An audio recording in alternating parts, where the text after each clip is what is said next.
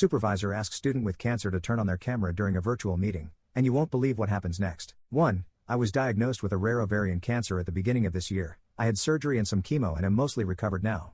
I still have to go in for frequent testing and occasional monitoring. I am a private person to the extent that I have dated people for years without telling my parents, so you best believe random coworkers and bosses are unaware of my medical history.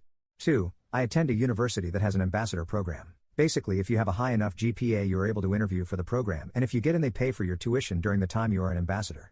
In exchange, you work 5 hours a week and work graduation/other events. I am one of these ambassadors. This is my story. Law and Order sound effect. My supervisor for the ambassador program, Ms. M, has spent the majority of our time together belittling me. As I sit here about to type about her, I find myself already exasperated thinking about reliving some of the details, so I will be short and sweet for both your sake and mine. She follows every rule to the letter and leaves no room for collaboration or discussion. As an example, we use Microsoft Teams for communication, and she has us clock in and out in a group of 20 people by saying I'm here and I'm leaving. So every day you have to scroll through dozens of messages to find anything of import and listen to notification sounds every time someone so much as takes a lunch break. I suggested using the time clock function on Teams and even offered to set it up for us, and was told that I was deliberately undermining her position. Another quick example is her vehemence when I told her I didn't have any social media to advertise the college. She was certain I was lying and went so far as to ask the other ambassadors to try and find me. They didn't. There's nothing to find. Crazy concept. I've challenged her at a couple of junctures, but ultimately realized I was fighting a losing battle and I'd be better off keeping my head down. Laughs in dramatic irony. Fast forward to 4 days ago, Friday, there's a mandatory virtual event in 3 days, Monday, where the dean of the college would talk to the ambassadors, as well as live stream the event to the college's website and YouTube page. Ms. M sent out a message that I will copy and paste here, because the formatting is so dramatic that it makes me chuckle. Students must have their cameras on and phones off. Repeat, phones off, cameras on.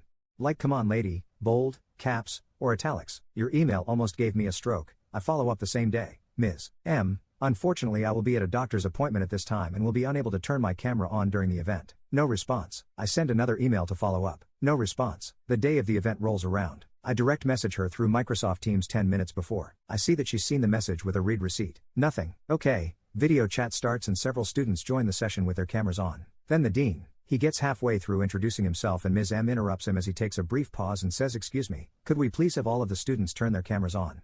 I say nothing but put a quick message I already had typed in anticipation in the group chat. Ms. M, I have a private situation that bars me from turning on my camera. I have contacted you individually. Not but a few seconds after I send it, I get called out by name, and I respond audibly, "Ms. M, I cannot turn on my camera at this time." And she responds, "Expectations were clear and you were told multiple times about this. Every other student here managed to do it and I expect the same out of you." Now, one of the cool things about having cancer is you become very familiar with the hospital staff, and if you're lucky, they're fun to talk to.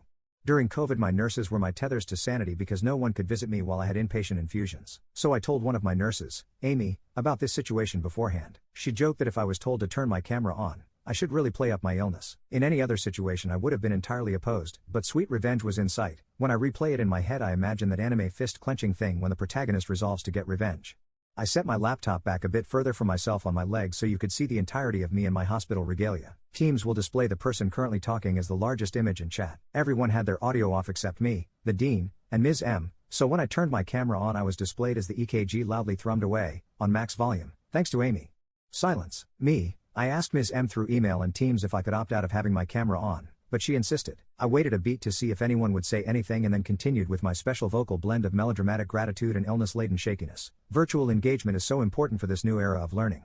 I can see why having the camera on is important, though I was hoping I might be granted an exception. Dean, Ms. R, you are more than welcome to turn your camera off. I am so sorry for the misunderstanding. Me, thank you so much for making a special exception for me. It's been a difficult week but I feel grateful to be here. Then, 2 people leave the call. One was Ms. M and the other was Anthony, who is Ms. M's boss. I didn't know he'd be there. Haven't heard from either of them yet, but I'm awaiting a follow-up with anticipation. I'm typing this from the hospital and feeling gratitude for a lot of things. 'Tis the season, after all. I am here. I am alive. And above all, this stupid disease won't stop me from putting a bully in their goddamn place.